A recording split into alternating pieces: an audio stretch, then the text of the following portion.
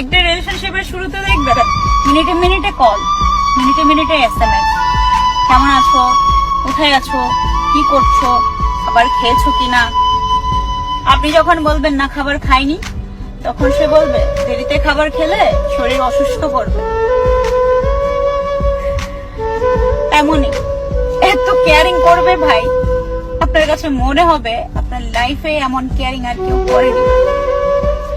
আবার সেই রিলেশনশিপটা যখন পুরনো হতে যাবে, কয়েক মাস কয়েক বছর কেটে যাবে, তখন দেখবেন সেই কেয়ারিংটা আর আগের জায়গায় নেই।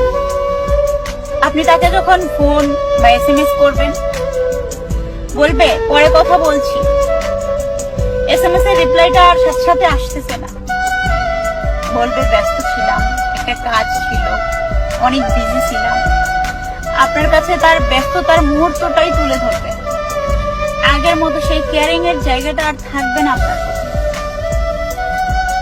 যে রিলেশনশিপে আস্তে আস্তে কেয়ারিং কমতে থাকে, ভালোবাসার টান কমতে থাকে, আসলে সেটা ভালোবাসা না, সেটা আপনার জন্য সঠিক ভালোবাসা ছিল না, সঠিক ভালোবাসা না।